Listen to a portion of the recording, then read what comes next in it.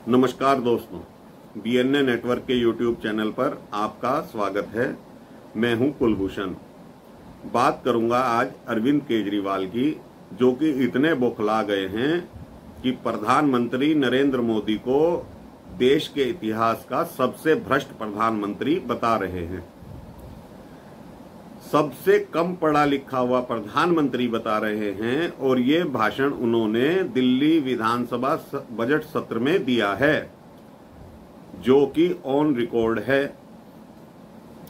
बार बार अपने विधायकों को बजट सत्र के दौरान ये कसम खिलवा रहे थे कि मोदी कल को तुम्हारे घर पे पुलिस भेज देगा, ईडी भेज देगा, सीबीआई भेज देगा और तुमको गिरफ्तार करवा लेगा। तो आप लोग अगर आम आदमी पार्टी छोड़कर जाना चाहते हो तो अभी चले जाओ, बाद में कुछ नहीं होगा। तो इन्होंने सभी विधायकों को कसम खिलवाई कि ये लोग आम आदमी पार्टी को नहीं छोड़ेंगे। और उन्होंने यहां तक भी बोला कि ये नरेंद्र मोदी 7 से 8 महीने तक हमें जेल में डाल सकता है, इसके बाद आकर हम इसका कड़ा मुकाबला करेंगे। बार बार अपने एक ही बयान को वो दोहरा रहे हैं कि नरेंद्र मोदी 12वीं पास है, ये देश नहीं चला सकता, इसको देश चलाना नहीं आता है और ये अब तक का सबसे भ्रष्ट और निकम्मा प्रधानमंत्री है। ये उनका भाषण दिल्ली विधानसभा के ऑन रिकॉर्ड पर दर्ज है। क्योंकि 2 दिन से राहुल गांधी प्रमुख मुद्दा है टीवी चैनलों पर, इसलिए ये बात टीवी चैनल नहीं दिखा रहे हैं, लेकिन दिल्ली विधानसभा की रिकॉर्डिंग में ये कहते हुए सुने जा सकते हैं। 23 मार्च को जो शहीदी दिवस होता है, इन्होंने एक सभा का आयोजन किया जिसमें इन्होंने नरेंद्र मोदी को नींद न आने की बीमारी कहकर संबोधित किया कि ये आदमी सोता नहीं है, सारा दिन ये सोचता है कि कब केजरीवाल को जेल में डालना है, कब संजय सिंह को जेल में डालना है। और इसने हमारे 2 मंत्रियों को जेल में ऑलरेडी डाल दिया है। जनता को संबोधित करते हुए केजरीवाल कह रहे थे कि ना जाने कब ईडी और सीबीआई मुझे बुला ले, मुझे गिरफ्तार कर ले, और हम तो कट्टर ईमानदार लोग हैं, भगत सिंह के अनुयायी हैं, हम झुकने वाले नहीं हैं। दिल्ली विधानसभा में तो इन्होंने एक उदाहरण भी दिया कि कहने लगे कि एक ऑटो वाला मेरे पास आता है और मेरे को कहता है अब तो हमें व्हाट्सएप करने में भी डर लगता है। तो केजरीवाल कहते हैं मैंने उससे पूछा कि भाई तुम्हें डर क्यों लगता है? तो ऑटो वाला कहता है कि मोदी मुझे गिरफ्तार कर लेगा। तो केजरीवाल साहब अपने व्हाट्सएप चैट जो ईडी को मिले हैं उसके बारे में जिक्र कर रहे थे। नाम किसका लगा रहे थे? ऑटो वाले का। बताओ, ऑटो वाला शराब घोटाला करेगा? एक ऑटो वाला क्या घोटाला कर सकता है? लेकिन केजरीवाल को मालूम है कि इनकी व्हाट्सएप चैट या और सारी चैट जो मनीष सिसोदिया की ईडी के पास हैं, ईमेल्स हैं और बहुत सारे प्रूफ ईडी के पास हैं, ये लोग जेल जाने से बचने वाले नहीं हैं। कट्टर ईमानदारी का ढोंग करने वाले अरविंद केजरीवाल धीरे धीरे अपनी तरफ ईडी और सीबीआई को आता हुआ देख रहे हैं और इतने बौखला गए हैं कि नरेंद्र मोदी को सबसे भ्रष्टतम प्रधानमंत्री इन्होंने करार कर दिया है। इनके पार्टी के नेता संजय सिंह भी केजरीवाल की भाषा बोल रहे हैं और ये कह रहे हैं कि हम डरने वाले नहीं हैं, हमें ज्यादा से ज्यादा कितनी सजा होगी? 7 से 8 महीने की सजा आम आदमी पार्टी के लोग बोल रहे हैं कि ये इससे ज्यादा हमें जेल में नहीं रख पाएंगे। यानी कि इनको मालूम है कि ये लोग भी अब जल्दी ही गिरफ्तार होने वाले हैं। मनीष सिसोदिया को तो न्यायिक हिरासत में कोर्ट ने भेज दिया है, ईडी ने दोबारा रिमांड भी नहीं मांगी है, क्योंकि अब ये केस लंबा चलेगा। अब तो इनके ऊपर आरोप तय होने हैं और के कविता के ऊपर भी आरोप तय होने हैं। अभी ईडी ने के कविता को गिरफ्तार नहीं किया है, ना ही सीबीआई ने किया है। चूंकि ईडी और सीबीआई के पास इतने प्रूफ इकट्ठा हो गए हैं कि ये लोग बिना जेल जाए नहीं बच सकते। एक बयान में अरविंद केजरीवाल कहते हैं, सिसोदिया भगत सिंह का अनुयायी है, कट्टर ईमानदार है। ये 23 मार्च की बात है। इसको तुम भगत सिंह की तरह फांसी पे चढ़ा दो, ये फांसी पे लटकने को तैयार है। अरविंद केजरीवाल साहब, आप न्यायपालिका को क्या समझ रहे हो? जो भी कार्रवाई हो रही है वो जांच एजेंसी कर रही है, अपना काम कर रही है। बाकी मामला कोर्ट में है, कोर्ट तय करेगा कि सिसोदिया के साथ, सत्येंद्र जैन के साथ क्या होना है। हाँ, इतना जरूर तय है, कोर्ट आपके साथ भी तय करेगा कि आपके खिलाफ क्या होना है। आप जनता को ये बताइए, आप तो पढ़े लिखे हैं, आप दिल्ली के मुख्यमंत्री हैं, आप एक IRS ऑफिसर रहे हैं, तो आपके पास दिल्ली सरकार का कोई विभाग क्यों नहीं है? मोदी तो देश नहीं संभाल पा रहे हैं, लेकिन आप दिल्ली को बहुत अच्छा चला रहे हैं, तो आपके पास दिल्ली का कोई विभाग क्यों नहीं है? केजरीवाल साहब, ये तो जवाब जनता को दीजिए।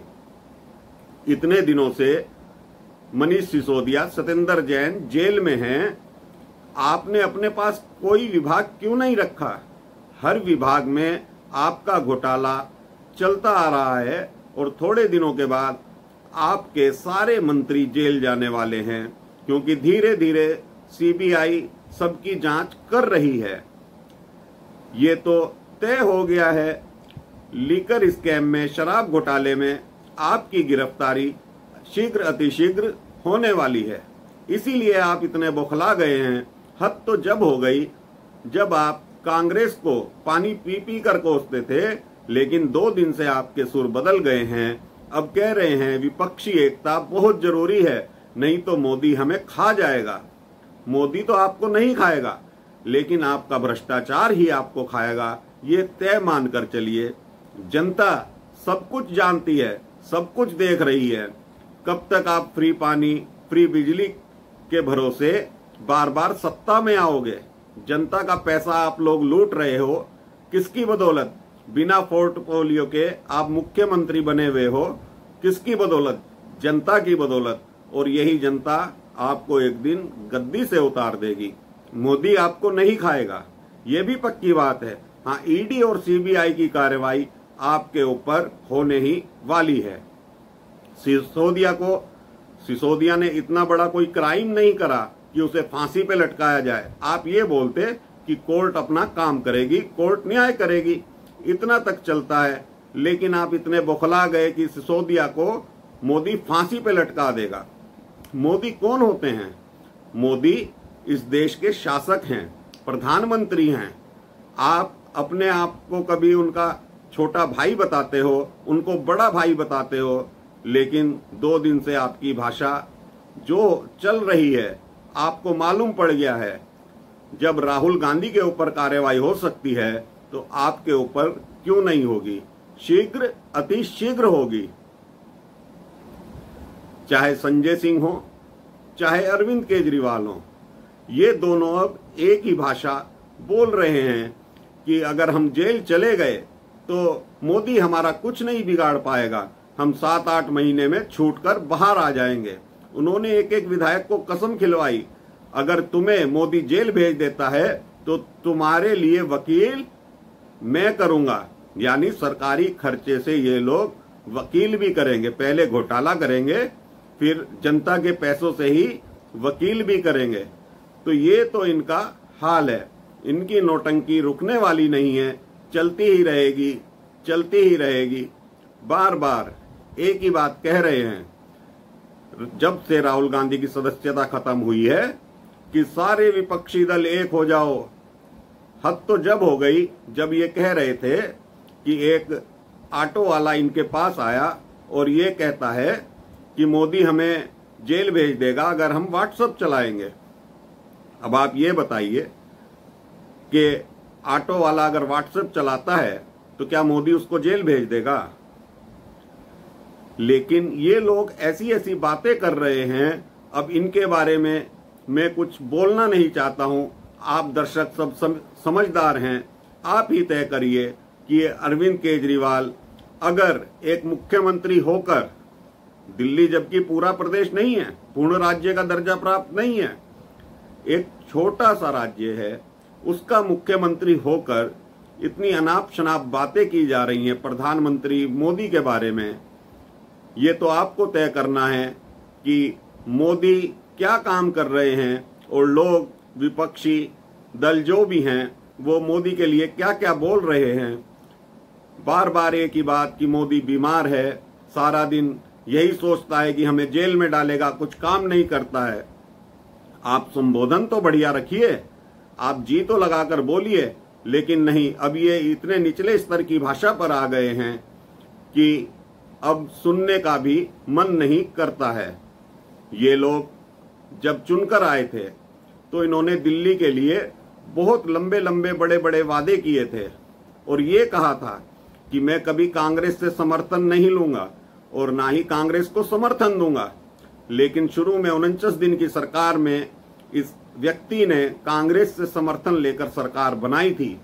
इसने बच्चों की कसम खाई थी कि मैं कांग्रेस से समर्थन नहीं लूंगा, लेकिन सरकार बनाई थी। ये पद का लालची आदमी है, भ्रष्टाचारी है। इसकी भ्रष्टाचार की जड़ें मजबूत ना हो, ये दर्शकों आपको तय करना है, जनता को तय करना है। ये तो निश्चित मानकर चलिए कि ईडी और सीबीआई की कार्रवाई इस पर जरूर होगी, जरूर होगी, जरूर होगी। अगर आज का कंटेंट आपको पसंद आए तो लाइक कीजिए, शेयर कीजिए और सब्सक्राइब जरूर करिए। धन्यवाद। जय हिंद। भारत।